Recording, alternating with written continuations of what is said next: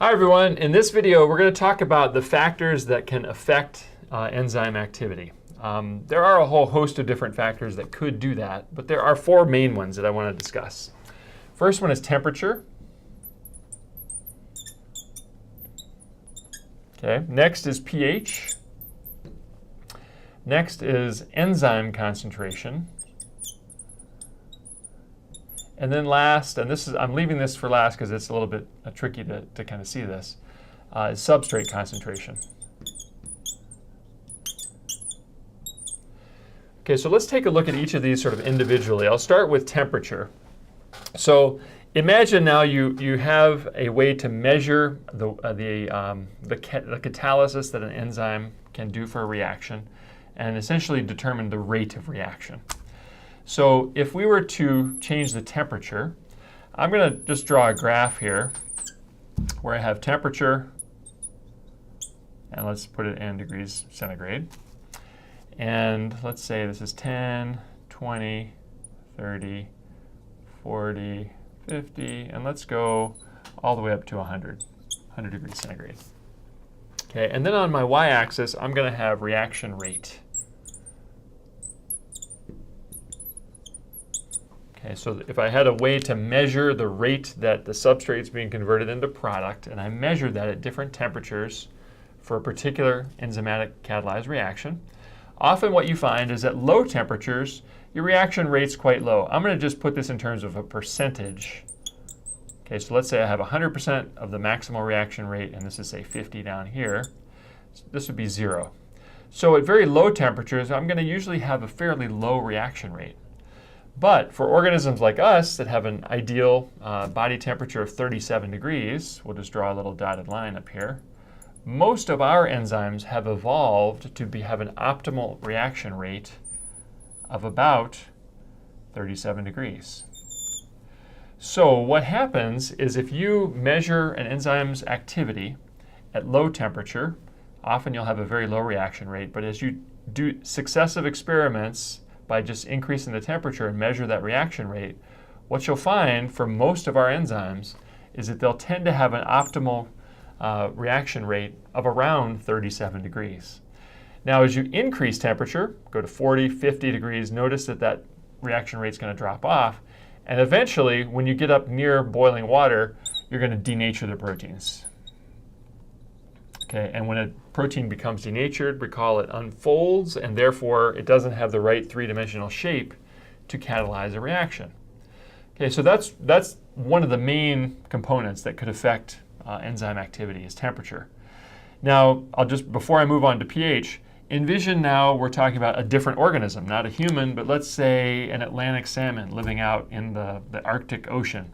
The temperature there, 3 or 4 degrees centigrade. Well, it turns out that the enzymes in a fish that lives in that environment, the optimal temperature is going to be shifted.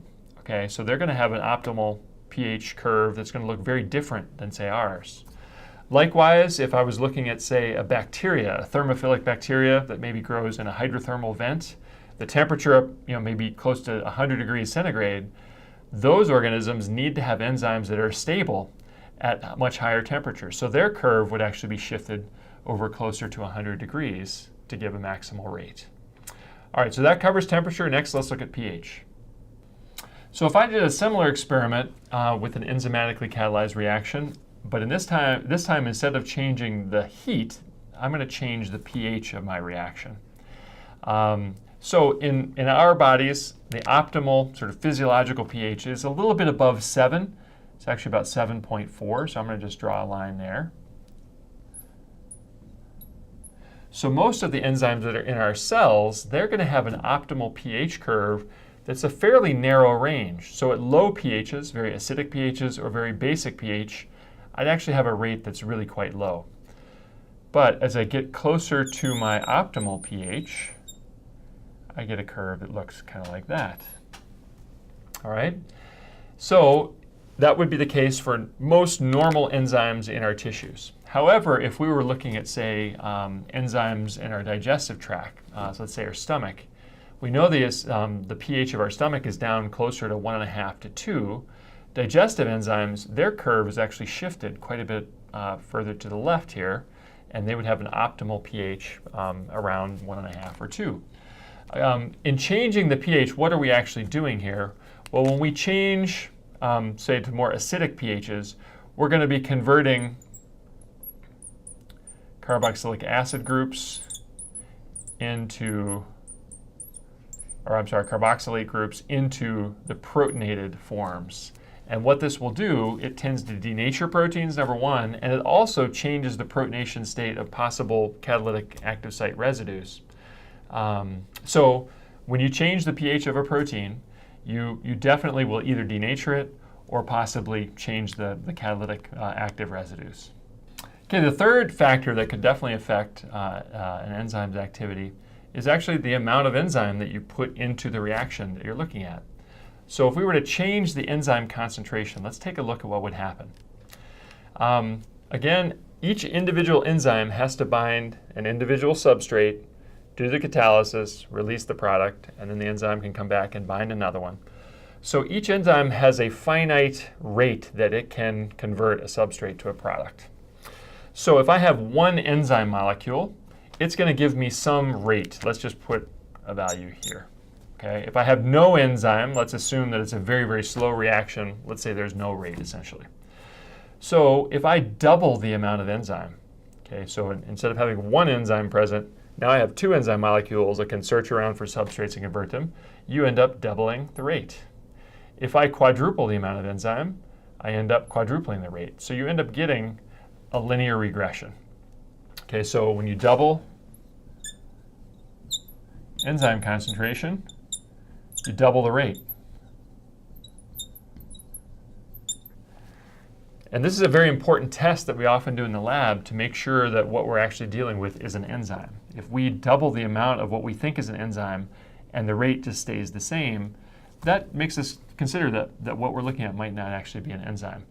Another analogy you could think of with this is, imagine you're at the Ford Motor Plant and you're sitting there at the big conveyor belt, and your job is to assemble, let's say, carburetors, and you have to put a particular piece on this carburetor. You set it back on the conveyor belt, it goes down to the next person. You know, you can only do that a certain speed, okay? So you can only put that screw into the carburetor at a certain speed. So if you wanted to double the number of carburetors that you were sort of sending down the line, if management just started speeding up the carburetor line, you could only do so much, and you're essentially going to get a backlog. Imagine now standing on the other side of the conveyor belt, there's now another person with your same skill. You've essentially added a second enzyme, and now we can do double the amount of carburetors, all right? So that's an analogy you could think of in terms of changing the enzyme concentration. All right, the last factor we're going to examine that could affect an enzyme's rate of activity is if you change the substrate concentration. Now, this one's a little bit harder to envision. I'm going to go ahead and draw what the curve looks like, and then we'll come back and discuss it.